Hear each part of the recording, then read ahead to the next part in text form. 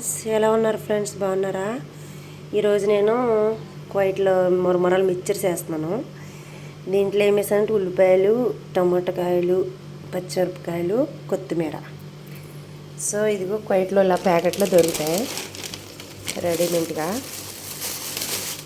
ఇవి ఏం చేయాలంటే ఈ కొద్దిగా ఫిల్టర్ వాటర్లో మనం పెట్టుకుని నానబెట్టుకోవాలి. నానబెట్టుకుని మనకి ఎన్ని కావాలో అంత మిక్చర్ చేసుకుంటే బాగుంటుంది ఫ్రెండ్స్. నాకు చాలా ఇష్టం.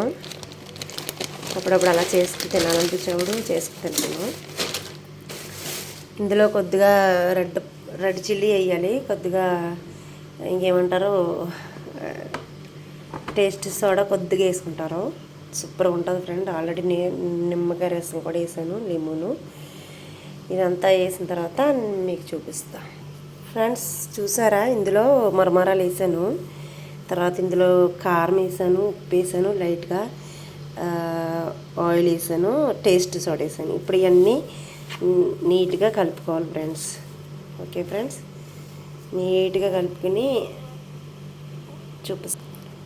చూసారు కదా ఫ్రెండ్స్, ఇది ఈ రకంగా కలుపుకోవాలి. చాలా టేస్ట్ ఉంటుంది ఫ్రెండ్స్, యమ్మీగా.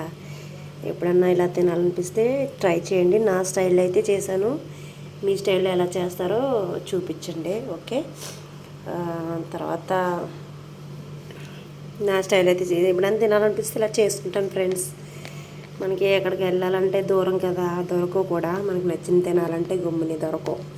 అది మనమే సొంతంగా తయారు చేసుకుంటే చాలా టేస్టీగా ఉంటుంది, హెల్త్కి మంచిది.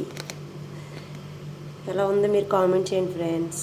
ఓకే, యమ్మీ తినండి ఫ్రెండ్స్. ఇదిగోండి ఫ్రెండ్స్, సేమ్ రైస్ లానే ఉంటుంది.